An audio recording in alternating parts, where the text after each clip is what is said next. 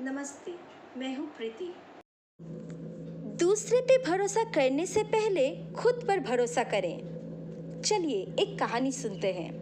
एक गांव था, उसमें एक ब्राह्मण रहता था अपने परिवार के साथ। वे पूजा करके अपना परिवार को पालता था। एक दिन उसे दूसरे गांव में एक पूजा करने का मौका मिला, तो वे चले गए पूजा करने। पूजा करने के बाद यजमान ने ब्राह्मण को एक बकरी दिया और बाकी दक्षिणा भी। ब्राह्मण खुश हो गया। वो उस बकरी को अपने कंधे के ऊपर उठाकर रास्ते में जाते जाते मन ही मन सोचने लगा कि ये घर के लोग बहुत ही अच्छे हैं। उसे बकरी दिया जो कि उसके बहुत ही काम आने वाले हैं, और फिर वो घर में लेकर जा रहा है तो पत्नी और बच्चे दोनों ही बहुत ही खुश होंगे बकरी को देखकर।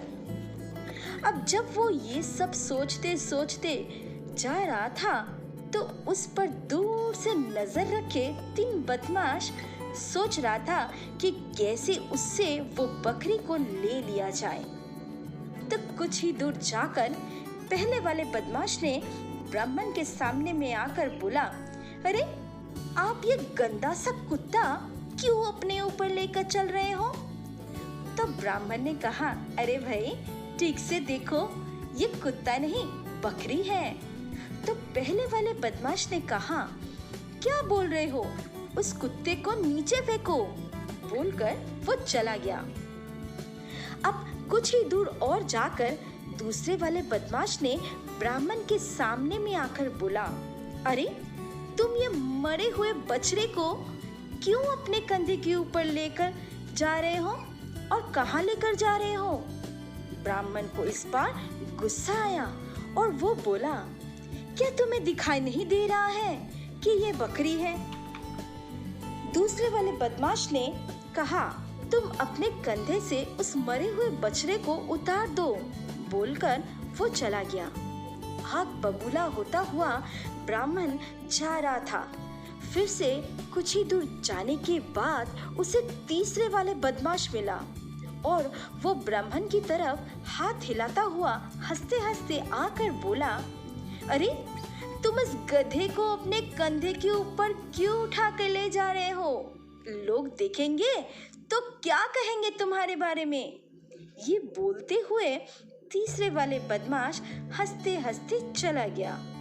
अब ब्राह्मण रास्ते में सोचते सोचते जा रहा है कि कहीं ये बकरी कोई भूत पिशाच तो नहीं है जो अलग अलग लोगों को अलग अलग दिखाई दे रहा है। ये सोचते ही ब्राह्मण ने बकरी को कंधे से जल्दी ही नीचे फेंका और तेजी से बिना रुके अपने घर की ओर दौड़ा। बदमाशों ने बकरी को उठाया और देखा कि उनके मंसूबे पूरे हुए और वे खूब हंसे एक दूसरे के साथ और बकरी को लेकर मौज करने चले गए। कहानी यहीं पर ही खत्म होती है। तो हमें किसी और पे भरोसा करने से पहले खुद पर भरोसा करना चाहिए, तभी कोई और हमें ठग नहीं पाएगा। अगर ब्राह्मण उस तीनों बदमाशों के ऊपर विश्वास ना करके अपने ऊपर विश्वास रखता तो कोई उसे ठग नहीं पाता। तो खुद पर भरोसा करें सबसे पहले।